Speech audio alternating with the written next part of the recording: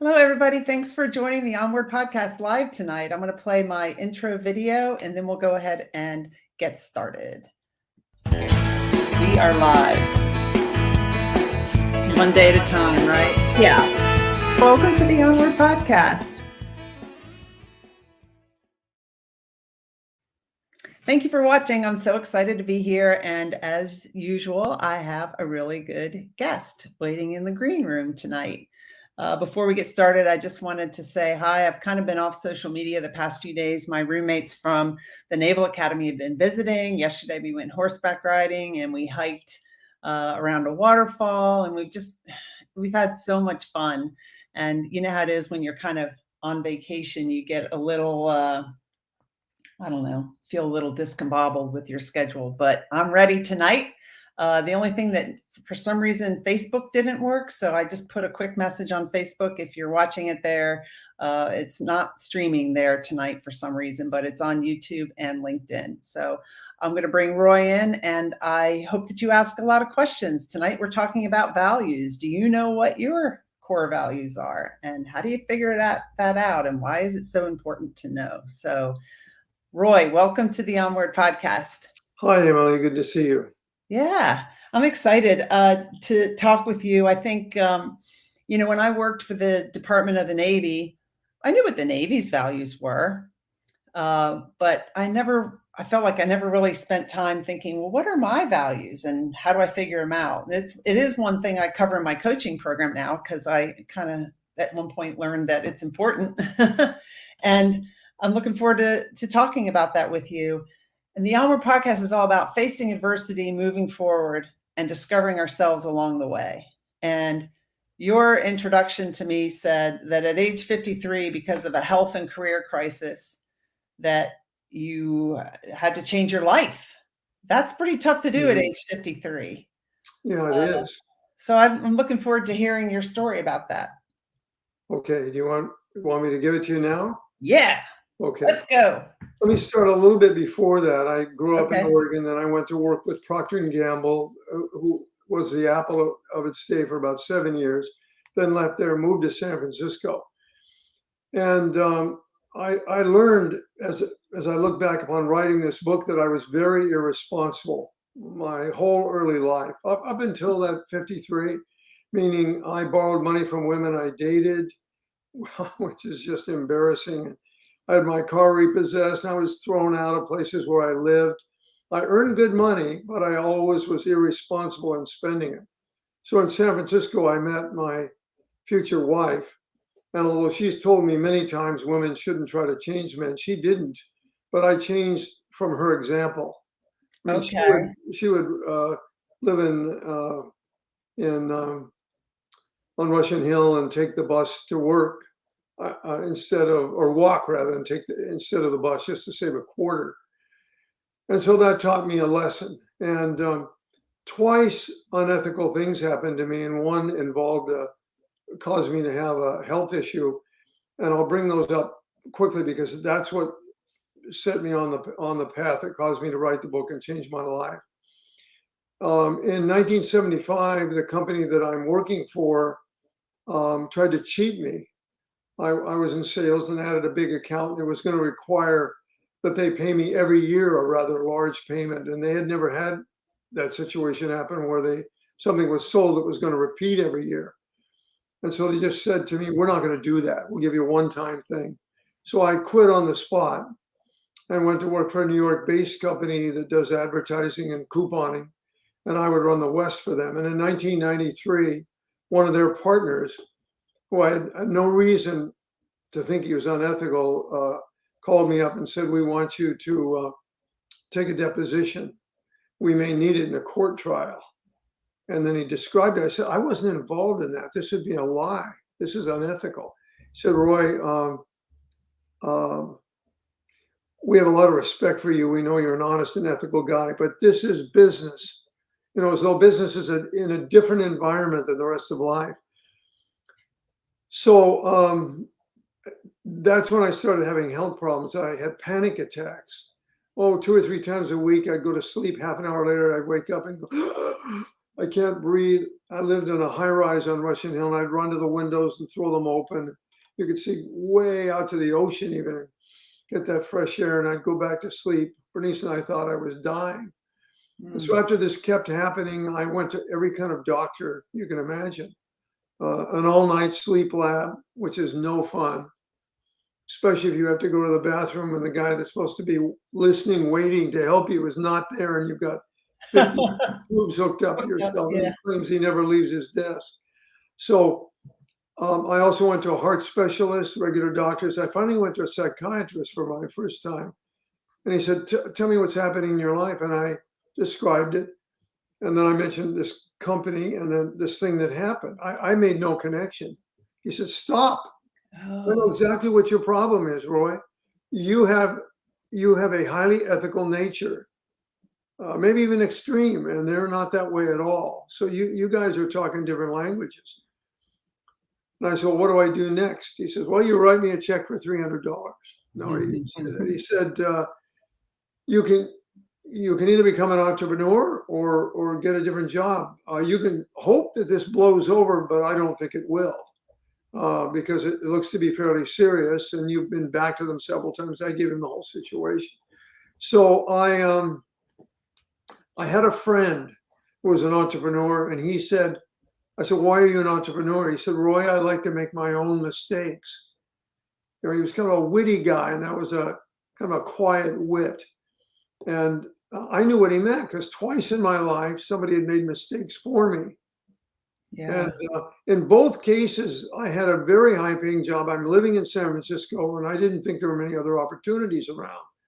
And I had been looking for them. So I thought, I'm jumping off into an abyss.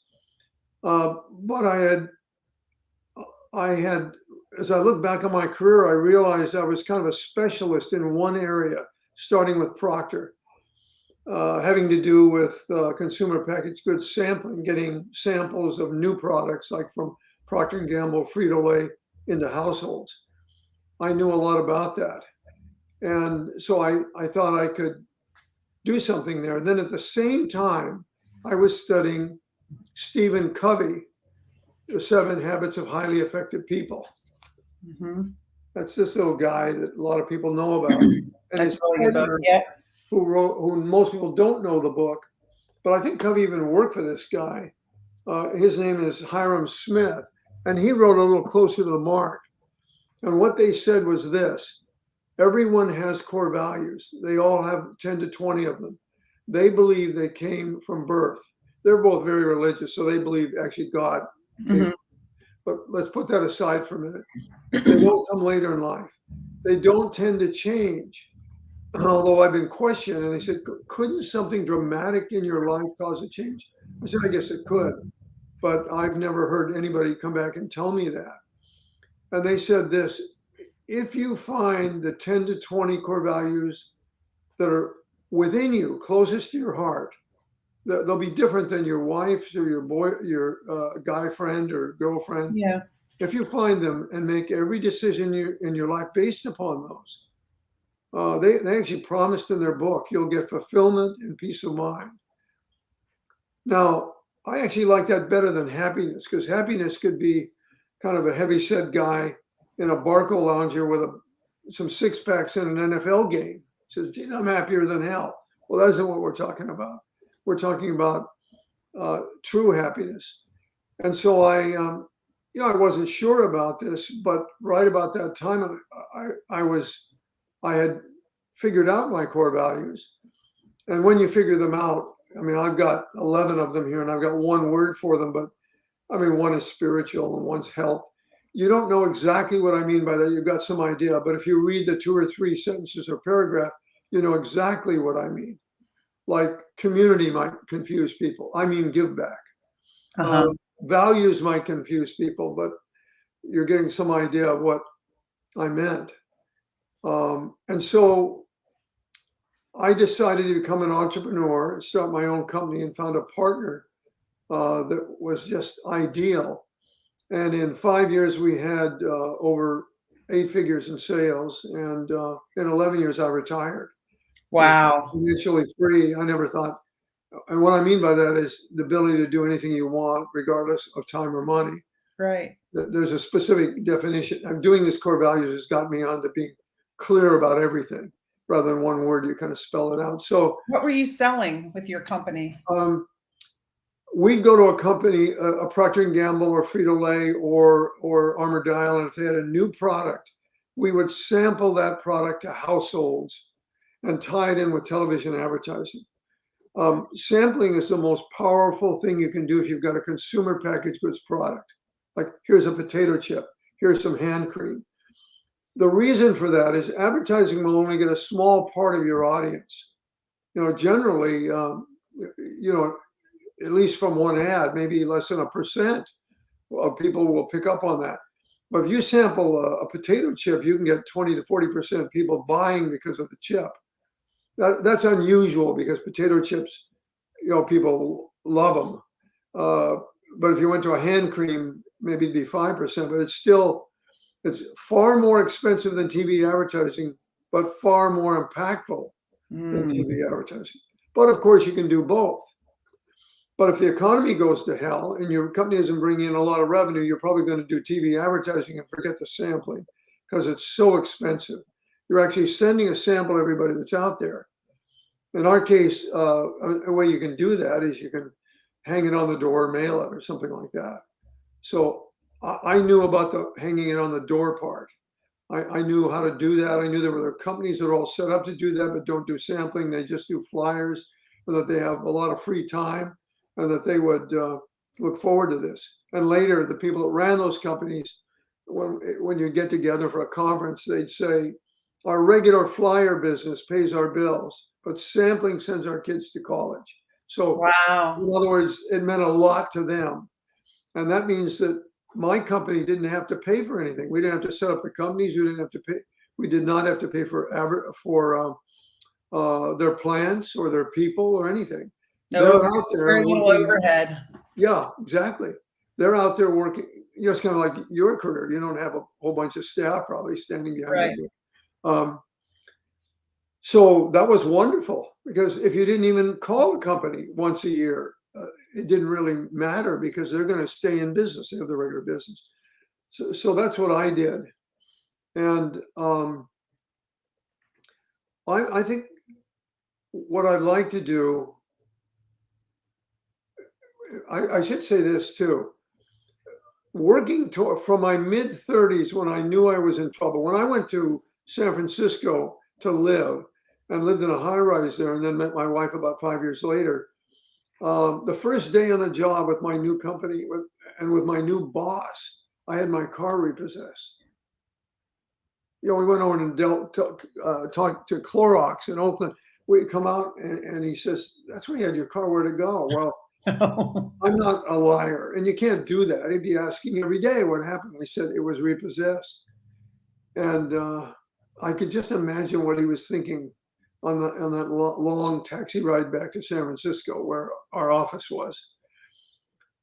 And so, also when I moved into a place that was way over my head in Pacific Heights, and was thrown out after a month, and moved into a residence house. And when I moved in, there was a guy leaped from about the 4th floor trying to kill himself on the sidewalk. And he lived, but they have black humor in places like that. And they said, I don't remember his name, but they said, well, Joe's so unsuccessful, he can't even kill himself. I'm thinking, oh God, this is terrible. So I'm paying $100 for room and board. Now, even though that's in the 70s, that still is not much. Right. To pay, so you get an idea of what that was like. I've got an office here, and that's the size of the place I lived in. What was the place that you got? What was the rent for the place that you got kicked out of?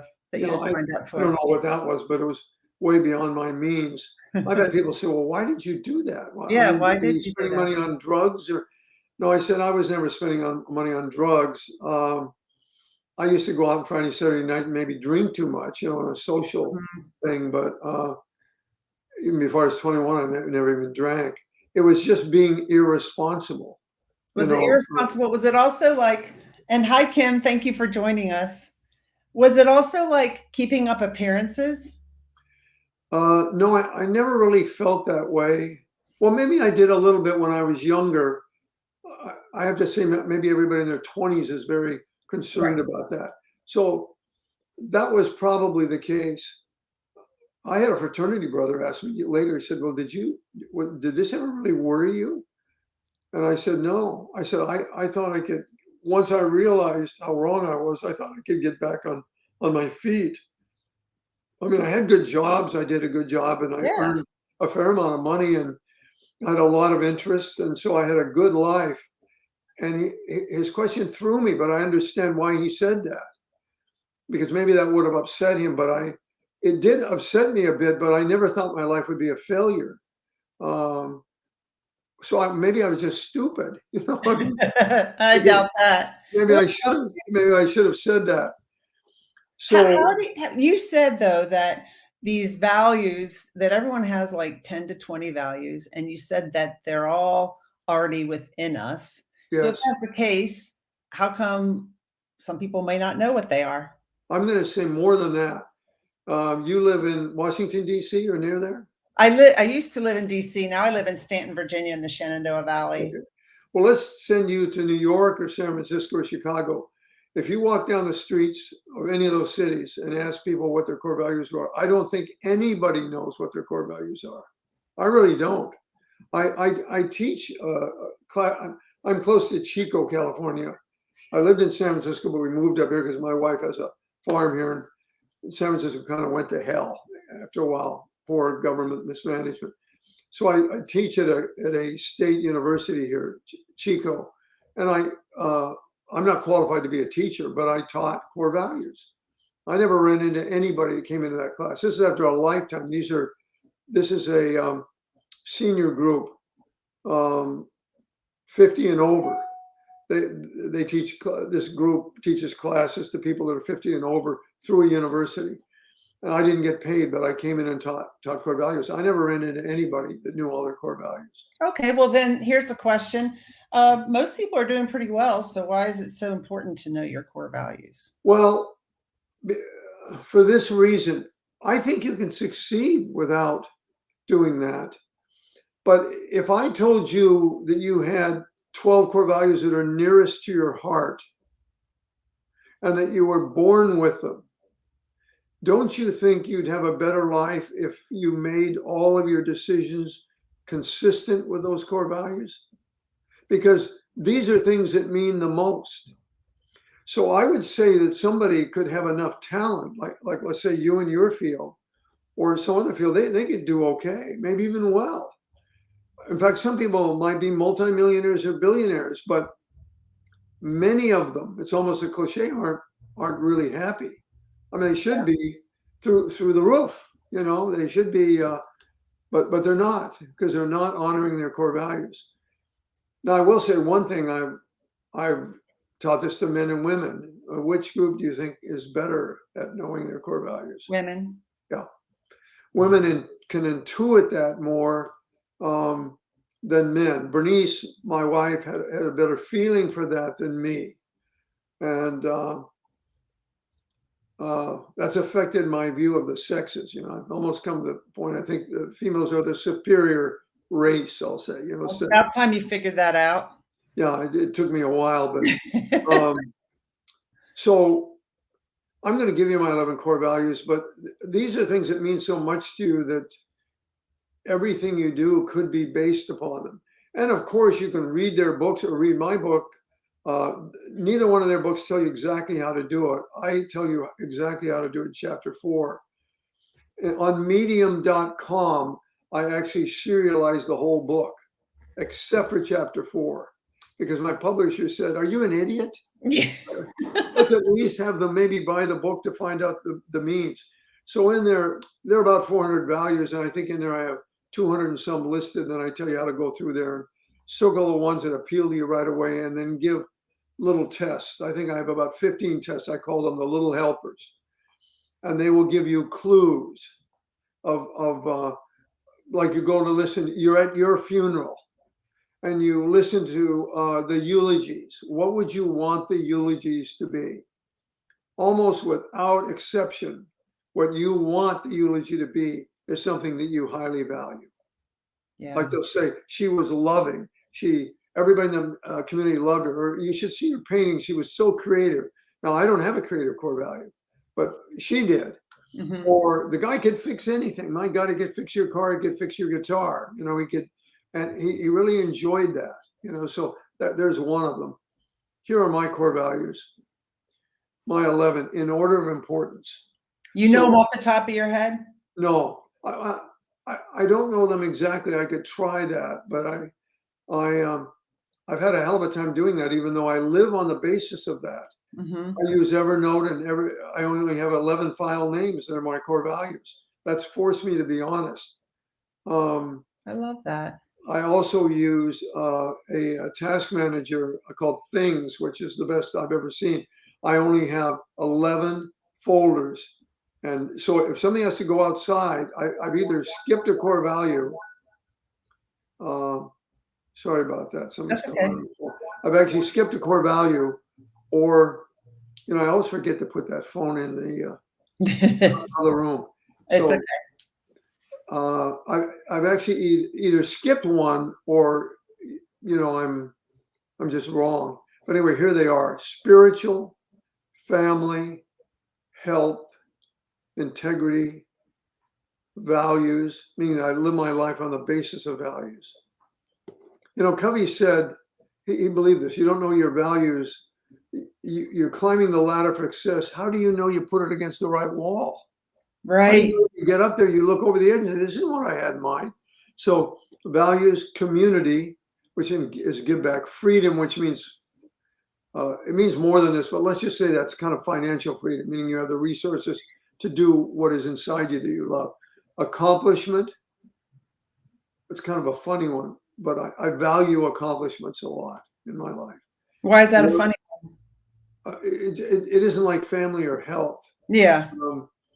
You can't write down, like family and health, you can write down a bunch of goals. Accomplishment you can, but they're just accomplishments.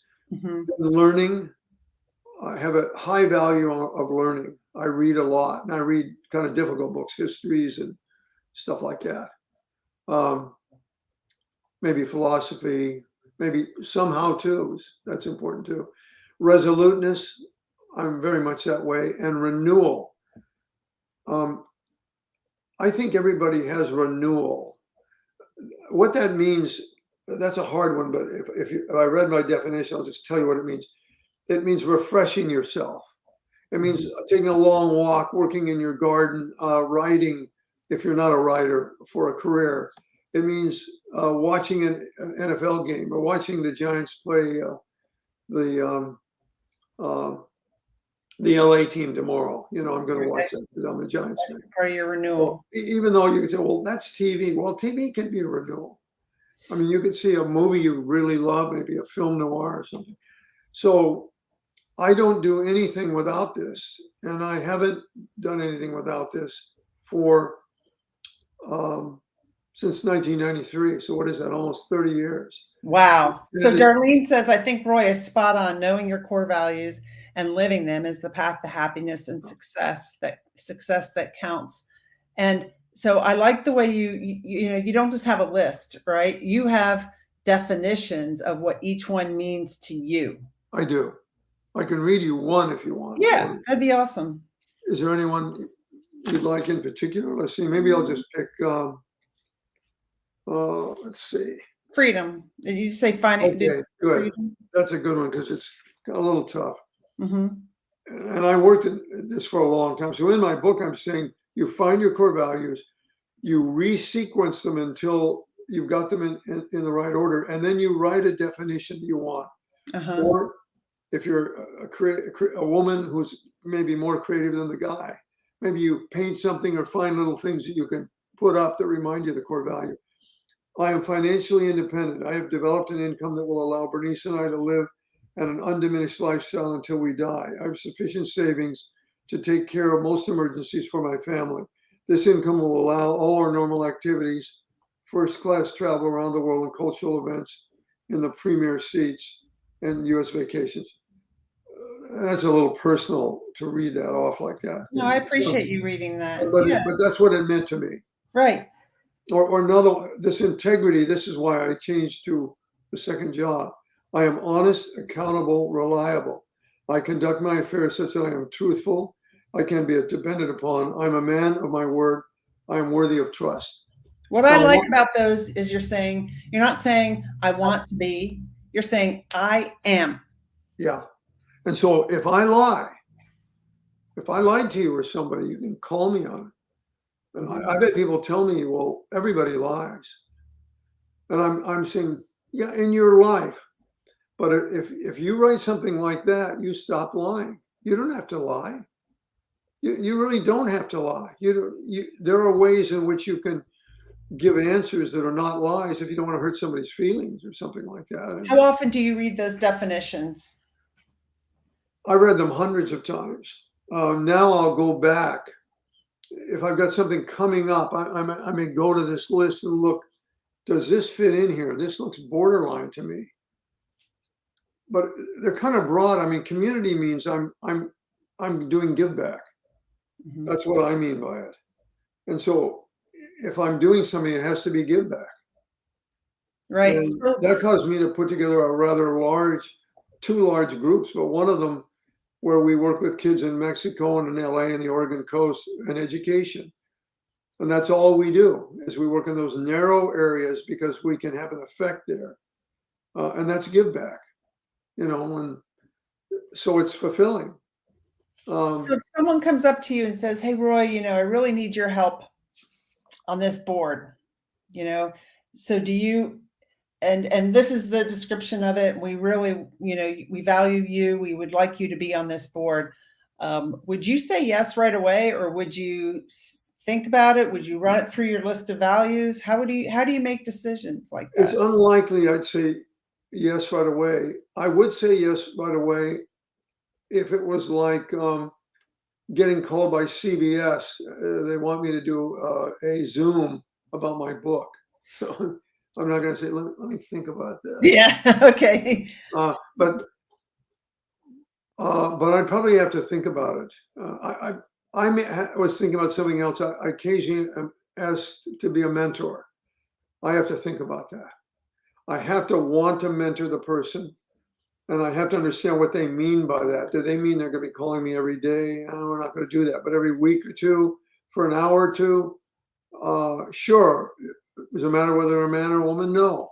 It does matter what their goals are and what they want to accomplish. And I'm not going to be able to change somebody. I mean, if they're unethical or I just get a feeling that they're not really serious, probably not going to work with them. I may go back and read this, but there's nothing to say that I didn't do part of this wrong. So I have to keep thinking about it. Now, after 30 years, I don't think so. Right. And it did lead me to something I never thought, What was that? financial freedom. I mean, these guys, I met Hiram Smith 3 weeks before he died, north of Las Vegas in the Utah hills, and told him how much of a difference this meant to my life. And it's a highly personal conversation about that. And I kind of follow what these two guys have taught. They're both men of incredible integrity. This stopped being taught after Covey died in 2012 and Hiram Smith died right when I was beginning my book in 2019. So it was something to, study what they do and try to understand. And it's not about being a person of integrity. It's about everything that's out there that's written is about goals. Yeah. Or about little tricks. I forget what the word is for that you can use. Get up at a certain hour, do a review when you go to bed at night. Don't get any more than 6 hours sleep, which isn't going to work for me, although I understand why it works. So I think those aren't going to get you success. Those are just goals. And how do you set your goals? That's what matters. You've got all of these goals out here. Here are the ones that are going to pay off for you. This is where your sweet spot is, maybe where your Integrity is in where your passion is. And Mhm. by the way, if somebody says, should I be looking for my passion? I'd say, not early. No, not until you've lived a while. Yeah, yeah, And I that's will give true. you a lot of reasons for that. I mean, I won't give you, but that person, that is a mistake. I've been taken to task by people that have made that work, but that's unusual to find your passion right away in your 20s. So, so these people will give you all kinds of goals, but they won't tell you which goals are right for you. There's where values comes in. Yeah. I You got just to got a go. message, it said, "We're having trouble streaming on LinkedIn," so I'm not sure why. We'll keep trying and letting you know. Tonight must be a challenge with streaming. There Uh, could be. I got a message from my phone company that said we could have power outages today. so And I live in California. I mean, we have fires, we have power outages, we have everything. So I thought, oh, today's that's the great. 13th, so, Well, one yep. night I was did you see the one when I was interviewing the guy and I had a power outage? No, I I didn't had know a what's power up. outage. I disappeared from the thing. He was still there like you, and he just kept talking. And then the power came on. I logged back in. So yeah, just kept on going. So if that happens, just keep on going. Well, the thing But yes, about you, you're talking to people that have passion, so they're going to keep talking. that's right. You're going to keep talking. I'm not worried about it. So yeah, because I completely understand what you're saying, and, what I like to do is help people create a life that they love living, and one of the things that we do is look at those values and then make decisions aligned with those values, and then take a look at your life, and is your life that you're living now aligned with Yeah. those values, and what It changes? isn't a difficult process. It just takes time. Like Yeah, there's in my book, I have 260 values. There's about 400 that have been identified, but I eliminated the ones that duplicate. So you look at the 260 and you go with a pen and you circle the ones that resonate with you right then. You're eliminating others. You can go back later. And you'll find no problem getting down to 50 or 60 right away. Some of them will just say, yeah, that's not a value of mine. mhm, Like, let's say this isn't a value. I don't think fame, but if you said this, no, I don't want to be, I don't want to have to worry about fame. So then use 15 of my little helpers that will cause you to look very closely at each value. You'll have no problem getting down to somewhere between uh, 10 and 20. I already gave you one of my little helpers, right. the eulogies one, Yeah, but there's all kinds of others that are obvious when you look at them. Uh, that this one will work. There's about 3 of them that have worked for me, uh, but there'll be 3 others that work for somebody else. You know, like a value. One could be if you're a swimmer. Ryan Holiday does this, but I don't know if you know him, but he's a guy, kind of a well-known guy in the self-help area. Or you're a walker, or you're a painter. You could do one of the things that you do that is quiet yourself and so on. And then just think about what you really value in your life during that moment while you're taking a long walk in the forest or taking a swim or whatever. And probably the right things will come to you. And if you're using the other tools, like 3 or 4 more, there's no question on that. And then once you get to 10 to 15, you put them in the right order, write the definitions, keep working with that. yeah, Writing a definition for a value isn't easy. So you'll look back and think, oh no, I got this all wrong. That was screwy. So rewrite it. mhm. Um, and so the whole process could take years. It's most likely to take months. Well, you're so right about, a lot of the self-help books they talk about, getting enough sleep. And you had, I think on Amazon, by your book, it talks about meditation, journaling, and all those things are fine. But if you're not really aligned with your values, it's not Yeah. going to be as helpful. And I think some of your values, because of the way you feel when you read that note, Yeah. that word, right? It's not all coming from your head. Some of it's coming from your feeling, because we have more ways of making decisions. We have sensors in our bodies, kind of, right? Like Right. our heart, our gut. I think most of it comes from there. The true values, I call them closest to your heart. And I'll just say what I've said. I've taught hundreds of people. I've never met anybody that knew their values. Now, I've met a number of women that probably knew half their values. Mhm. Uh, and women will do better than guys. Women will even take classes about stuff like this. You know, you go over there and you have courses on reading or values or anything. It's 80% women. I used to ask them, "What the hell's going on with the men here? Is there anybody in the community who wants to, learn, change themselves, improve, fill out their life?" Well, I shouldn't be too tough with guys because I am a guy. Yeah, but And why I is was probably that? a classic guy. I mean, I was worse than a normal guy because I was getting drunk on weekends.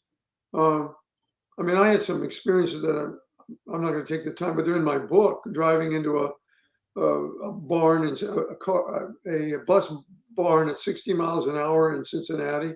You're not supposed to do that. All these buses are stopped. You're not supposed to be going in there at 60. Wow. Losing my company car in Indianapolis for a weekend. And I thought, where did it go? I even hired a cab to take me back to the bars that I think I went to see if I could find the car. And down in Miami, driving through these big signs where a freeway ended, I fell asleep. Huge signs, maybe 20 feet across and 10 feet high. And I plowed in there and ruined the front part of the car. And for some reason, I was never arrested. I was drunk. I don't understand. There were all kinds of cops came, but they let me off. If they hadn't, I probably would have been fired from Procter and Gamble, and that would have changed my life. Because in those days, if you were in marketing and you came from Procter, you were golden. You could get a job. It was like Apple. You could get. So I was a guy who had a lot of very bad habits. I have no idea what Bernice saw in me. I mean, she Well, let wasn't me any. ask you a question. So if we know our values, if we're born with them, and I mean, maybe not know them, but we're born with these. So somewhere in our brains or in our bodies, we know what they are.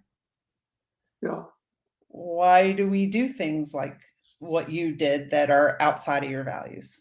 Well, I need to bring my psychiatrist in and a bunch of other people to explain that, because there is no explanation. I'm completely different than that person now. I mean, Yeah. if I'm what I claim I am and those values, that's not the person who goes out drinking at night. I mean, I could have killed somebody easily. Somebody could have stepped out from behind that bus, or falling asleep on the freeway is not something I'd recommend. Right. In a city that's a long way from home where you don't have any friends. So I don't think we're just not in tune with ourselves, and the media doesn't help us. There are all kinds of images that are presented that we like. I want to look like this. If you're a woman or a guy, my hair to look like this, I want my weight to be down. I want to behave this way. And here's a star I like, and he's got these habits. He has no problem telling people off. I wish I could tell people off so comfortably. Yeah. So, that has nothing to do with what's in here. Yeah. And if I spend an hour with somebody, we're going to get them on the right road to their core values. But How do you do that? Now, how do you do that for a guy? I'm just being in general. You said guys don't want to do that. How do you get a guy to Well, want to look? I'd ask him to read chapter 4 of my book. Go there, circle the ones. Get them down from 260 core values to about 50, and then look at the 15 little helpers some of which you'll like. You'll say, well, I like that one or this one, and then apply them to the other 60. And some will be knocked out. We'll clearly say it was something that your ego wanted you to have. Right. I mean, there is where the ego, there's books, Ryan Holiday has written a book, Ego is the Enemy, and it is the enemy. In some ways, maybe it isn't, it drives us, but the ego can tell you things that you might want, not like being famous, that's no value, but it could say something that is wrong for you because you just think that's fabulous, and your favorite movie star is like that. Well, that's a stupid reason. You know, Right. I've done a lot of stupid things in my life, and that would be a stupid one, to be that way. And so once you try these tests, and then if one test works, try a couple others on that same word. Like, and some of them are obvious. Like a lot of people have spiritual. Somebody could say to me, "Well, Roy, you haven't done anything special here. You have a spiritual core value." Most people maybe have one. I say, Mhm. well, I don't think they do, but go ahead. Family, most people do. I say, I agree with you there. Health, most people might have a core value of health. Yeah, I agree with you there. Then I would jump to my next one, integrity, and say, do you think everybody values integrity? I don't think so. Do you think everybody values community and they do give back? I don't think so. Do you think everybody has a long list of accomplishments? They value accomplishment, which is a successful completion of a task. Does everybody have a value of learning? I don't think so. Does everybody read? The average American reads, the median American reads 5 books a year. So No. let me ask you a question. This is something I've struggled with a little bit. So you talked about the financial independence one. Yeah. How do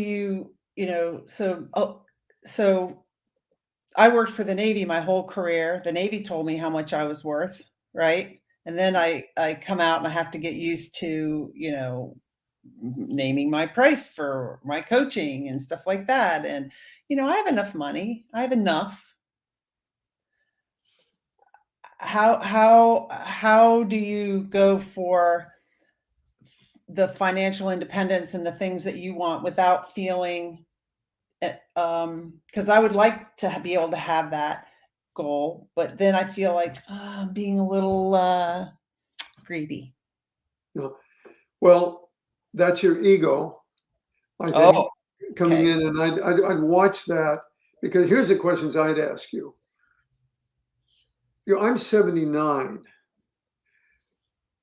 I knew at some point, well, I didn't ever think this would happen to me. I was going to tell you, when I was a little guy, I used to look at guys with suits and briefcases, and I said, I wonder if I'll ever be like that, and climb in the first class section of an aircraft. Yeah. I'll never be that way. And a driver picks him up with a car. Hmm. Wouldn't that be wonderful? Well, um, here's what I say to you, and what I say to other people who I read about, a lot of people who are happy just to get by. Hmm. So here's my question: at 60, are you going to be happy that you've got to work?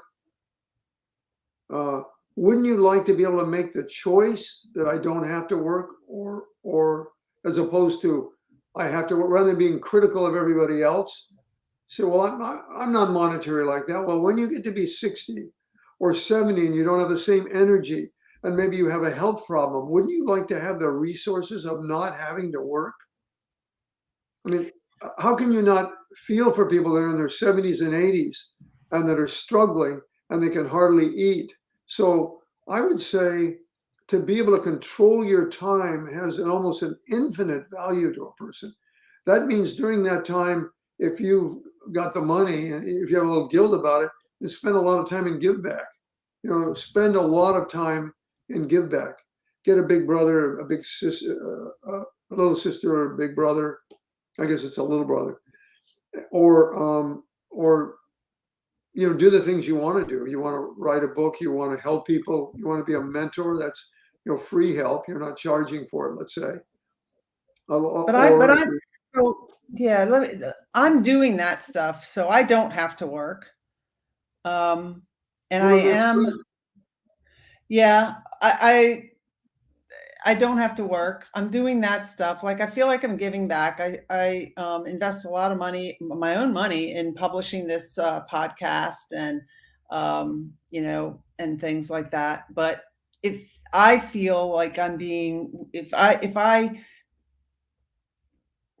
for me to want more than just enough, and I'm working through this, but for me to want more than just enough feels greedy Well, because I I have enough. understand that. I think there's a puritanical ethic that Americans have. I always thought it was funny that people had to have more than one car or two cars. Yeah, something like I know that. people have 5 cars and have 3 houses, and And plus, I'm in a farmhouse now, and in San Francisco, in the high rise, we didn't have 1,000 square feet or anything like that. And I've never liked that. Even when I go to a hotel, if I'm last in, they say we've got the whatever they call that, the king suite or something, with a whole bunch of rooms. And I Uh-huh. would just say to the guy, look, that's a whole bunch of beds I'm going to have to look under before I'm able to go to sleep. Just give me a room. I don't want Right. to have the tiniest room. I'll take a plush room, kind of room. You could get a George Sank in Paris. I'll do that. But would you like the freedom to to visit some of the finest museums in the world, to Yes. see plays in London and in Paris, or in my case, to see antiquities in North Africa and in Kazakhstan and Samarkand, the Golden Road to Samarkand, the Silk Route, and all that stuff. I'd like to be able to do that. Or if somebody has a problem in my family, I mean, Bernice and I don't have children, but if we did, uh, more than likely there is going to be somebody there that can use some help financially and in other ways. And you have that ability uh, to do that. It doesn't mean you have to be driven to get all kinds of money. And I'm not talking about using it for clothes, Yeah. although I had a lot of nice suits. I had 30 suits that were the best, and I gave them all away when I came up here and retired. So I had a feeling about that. That wasn't necessary for my happiness. I didn't feel worse when I gave them all away. This is my dress now for 20 years. So I started that in 93, but retired in 03. So it's been about 20 years. Hmm. So what are the things that you haven't fulfilled? Not you, but what are this is a mythical you that you have Right. not fulfilled, but you could fulfill? Would you like to go down the Mississippi on a riverboat? I mean, Viking Cruises has new modern boats are just putting out in the Mississippi for the first time. I know. I want to do that. The Yeah. best looking thing on, and then you meet a bunch of great people there that have the same interests you do. And eventually, like Bernice and I have, we have friends in London and in Istanbul where we're married, and Cairo that we do things with. So it doesn't have to be selfish, stupid stuff like a better, well, not stupid, but to get better stereo or a huge TV. I have a huge TV because I like sports. Bernice and I like film noirs, but we don't have a lot of other stuff. And We live don't get on me a wrong. farm, so we have a pickup and a car because you got to have a pickup because on a farm, Yeah. sometimes you're bringing trees in or plants in or whatever. And don't get me wrong. I'm not. I hope you don't think I'm criticizing you. I'm just saying that I think No, I don't think that. a lot of people have an issue with money. Like I just need enough. Would you say I just need enough oxygen to breathe? Yeah, yeah. No. And the universe is abundant. God is abundant. And there's an abundance. There's enough for everybody out there. It's just the way it's If not really. somebody asked me that question, said, did you? I feel I need to have enough. How about you, Roy? I said, that's exactly right. But I'd say, what's enough? Yeah. What's enough now versus 5 years from now, where you got grandkids and their parents don't have enough to send them to a decent school, but you could do that. Mhm. You could change their life by sending them to well, that's a whole other argument. Sending them to better college won't necessarily mean that, but you Yeah. could do that. Or their first trip, they've always wanted to travel, and you know how travel broadens, and they've got a chance they could go with a group, but it's going to cost money to spend the summer in Prague or something like that. So, Yeah. so what's enough? Right. What's enough? Right. How big do you dream? Uh, so let's just say we're not talking about materialistic crap. Right. I mean, I have a bunch of books. What's enough books? Well, if you're a book lover and you love to look at them and you love to feel of them, you'd like to have the freedom to be able to buy books. I would hate to. If I met somebody that said, "Roy, I can't afford to buy books," boy, that'd be touching. I would think if they loved them, I'd say, and that would make me sad. Yeah. Yeah. But I like what you said earlier about how your wife helped you change, but she did it by her example. yeah, She didn't like demand you change. She just lived in a certain yeah, way that you looked up to, I guess. yeah, she did. And I don't think she purposely did that. She just wasn't going to try to. She doesn't believe women can change men, I guess. She Oh, doesn't believe yeah. they can. But she believes they can if they want to be changed. Would you help me? But I just saw the traits that she had that I didn't have. Uh, when I first met her, I felt she's going to learn a lot more from me than I'll ever learn from her because I've traveled more, and and I was into the arts and ballet and theater, and I still am, and dance and literature and stuff like that. Well, it hasn't been the case. I've learned a lot more from her than she's learned from me. She has a lot of other talents and abilities that I've just become aware of. Once you get the male ego out of the way, which can happen at a certain age, but for most men, it's probably terminal. Probably doesn't happen. But once that's out of the way, then we both in a relationship can teach each other. Yeah. So I've never understood the desire to demand a place in a relationship. Mhm. In the early women's movement, they had that. I felt that was wrong. I understand why it was there, and I like to look at it another way. They used to say when women earn as much as men, the men are going to be in trouble. And I got a kick out of that because I thought that was true. And that has come to be true.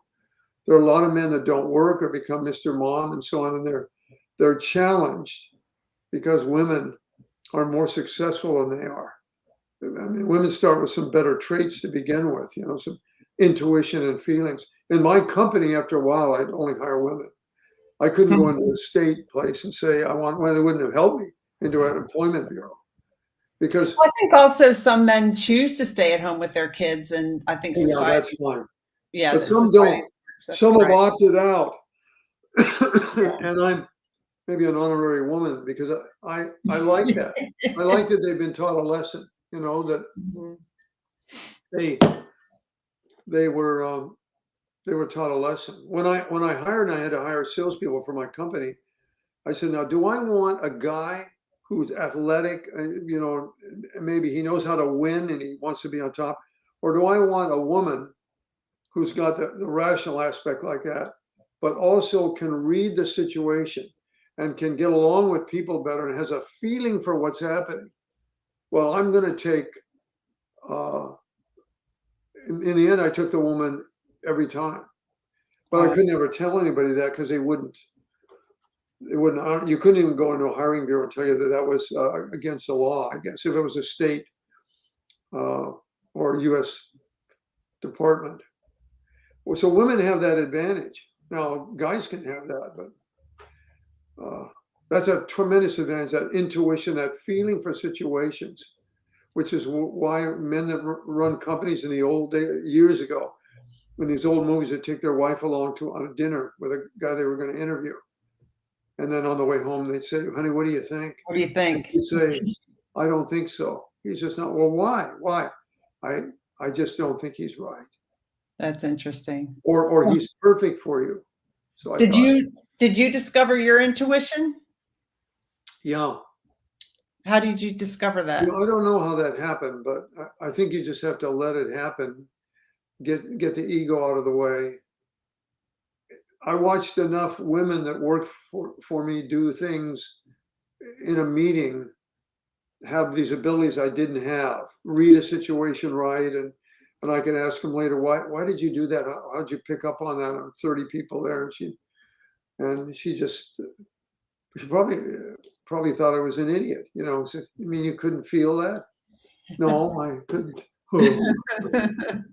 So I mean, men and women can both have that, just like a woman can have the rational skills. Mhm. You know, that the guy really prides himself in having, that he has those rational skills and the competitive nature. Well, the best woman I ever hired when I was flying somewhere, whether I talked to her, and she said, I like to see, when I'm in a sales situation, I like to see blood on the water. And I said, wow. And here this gal was pretty and nice and had all these other talents. She looked very feminine, but then that blood on the water. What Well, she what meant, about a win-win in sales? well, I think that probably was her nature. Uh-huh. But she said blood on the water. Now, maybe she thought that I would like that, and I did like it.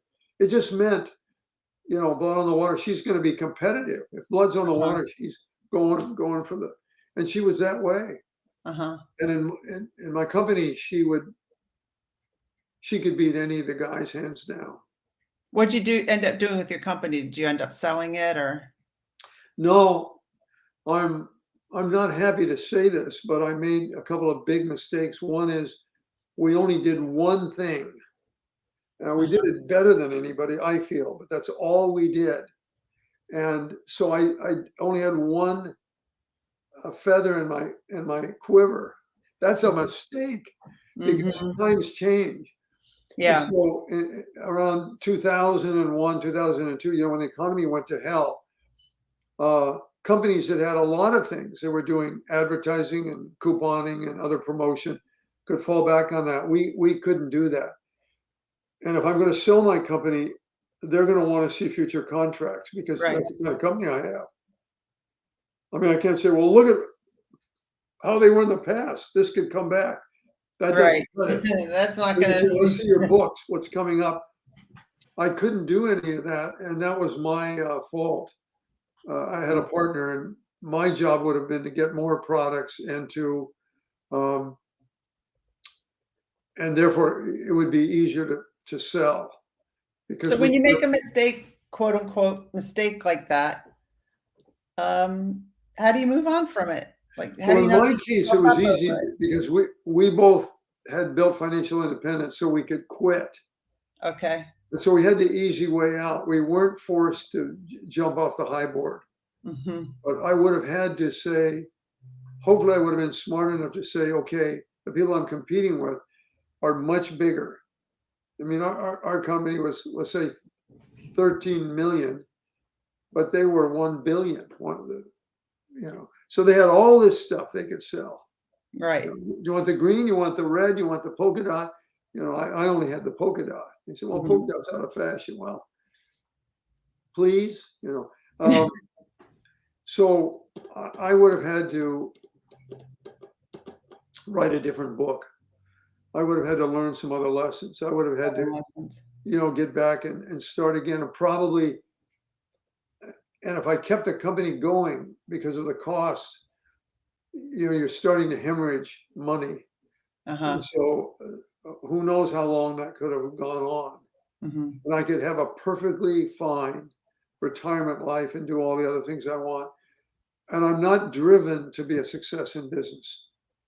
I have a lot of interests that have to do with travel and study and reading and mentoring and teaching and stuff like that. So my life when I became an entrepreneur was 100 times better than when I had a job. Yeah. My life since I'm retired is 100 times better than an entrepreneur because Wow. I don't have to motivate. I don't work with people I don't like. Some people I didn't like, not in my company. And there were laws, there were governments. And if I ever got sued in the state of California, I was going to be the one by, let's say somebody worked for me. The state of California is pro worker.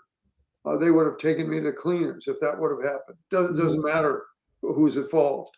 It was irrelevant. I saw Why'd you that. name your book A Fool's Errand? Pardon? Yeah. Why'd you name your book A Fool's Errand? Fool's Errand. Well, I actually didn't. My title for the book would have been "Do You Know Who You Are?" Uh-huh. And then right out as a start, I'm going to say you don't. I've never met anybody who knows who they are. Here's what I mean by that. Do you know all your core values? You have 10 to 15 of them. Write them down right now. Prove me wrong. You know. Um, so my publisher suggested A Fool's Errand. And I'll be darned, they added it to the title, something I can never remember. Why your goals are falling short and what you can do about it. Yeah. And and I hired the publisher to tell me things that I didn't know. And so there I just kind of said, they must know more than I do. I mean, it wasn't, I just felt because there weren't any books titled "Do You Know Who You Are?" And I thought that would be a good one. Yeah. And You're I not the pushed only one back. that I've interviewed that has, had the publisher change the title, but Yeah, there's others. Well, I could have pushed back and they said that you can keep that title, Oh, okay. but everything else they did was so right. They made hundreds, if not thousands, of changes in the book and the text and everything. And I saw how much sense it made. I mean, to this day, I'm not sure about the title, because I really liked You Know Who You Are. Well, it sounds like you have to write another book. Maybe say that. See, when you go out, you go out in Washington D.C. or go out in San Francisco and say that. I'm interviewing. Do you know who you are? And they said, what do you Right. mean by that? What do you mean by that? I said, well, that's a problem. You're saying it, but I'm going to say, well, how would you describe yourself to others? And they're going to say, here's what they're going to say every time. I work here. There's my company. I'm married. I have 2 kids. I live out in this. I play golf. I take trips. I do that. And I would say, stop. That isn't who you are. None of that is. That's what you do. Maybe I'll give you more help. I'm talking about the values that are within you that define who you are. They're going to be speechless from then on, unless they've done some work in this field. Well, I really appreciate interviewing you, Roy, and I completely agree with you about the importance of knowing our values, because that, knowing them, we can then make better decisions. We can accomplish goals. We can put like you said in your book or earlier in this interview, we can put the ladder of our goals up against the right wall. Yeah, and put it there early. Earlier. Rather than after you've climbed up 3/4 of the way and say, my God, there's a jump off there. I mean, I don't want to go there. Yeah. There's a diving board up there. Well, thank you for being on the show. And I Sure. apologize for, I'm not sure what was going on with broadcasting to LinkedIn a little bit and then also to Facebook. But this will be also published as a regular Onward podcast episode in a few months. And I'll make sure you know about that as well. And for everybody watching and everybody listening later, please check out Roy's book, A Fool's Errand, and Thank you. do the exercises in the book. So if somebody wants to hear the podcast, I just say, come back to that site in about a month or something. I'll send you a link with Okay, where good. it is. Yep. Good. And I'll put you in the green room in just a minute and we can chat right after I end it. It'll just be a few minutes we can chat. But, I think if people wanted to reach out to you after they read your book and tell you how coming up with their values helped them, how do they do that? Maybe through LinkedIn or? Yeah. All right. Message you on LinkedIn. I can do it through LinkedIn would be good. I published a lot of stuff on Medium, medium.com. In fact, my whole book is published on there. Except for chapter 4. And I do a lot on there, even though I'm not working, so I'm not an active, let's say, professional writer or anything like that. Right. I'm not going to publish another book. Okay. It took me 3 years, although it was extraordinarily rewarding. But yeah, I know it's a lot of work. You really learn about yourself when you do that. Yeah. I mean, I didn't know I was a jerk through my 30s. I mean, just a complete, total, well, in the book, I just say a loser.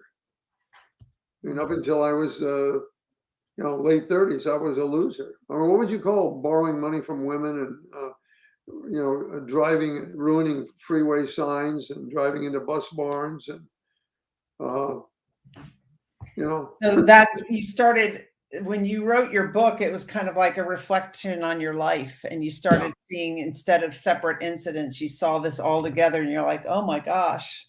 Well, I actually had to go to Bernice and say, how did we ever get together?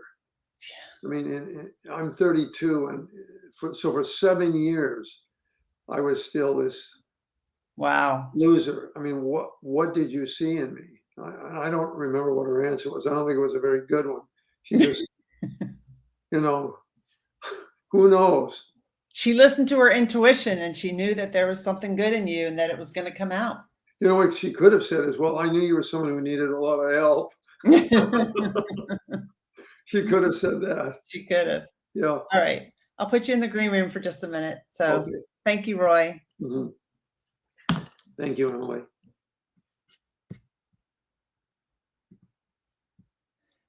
thank you for watching tonight. And for the people that listen later to this episode, I really appreciate you. Please leave a review on Apple Podcast if you can make the time. I'd greatly appreciate it. And you can reach out to me on LinkedIn. Let me know how you like the Onward podcast. Let me know if I can help you out at all. I'm a coach. I coach in the areas of helping people figure out their values, figure out their goals, figure out how to create a life that they love living. And I love helping people with that. Check out Roy's book, A Fool's Errand. It's on Amazon.com. The Onward podcast is sponsored by Emily Harmon Coaching and Consulting. Visit my website, emilyharmon.com, to learn more about my coaching programs and how you can work with me. Let's move onward together.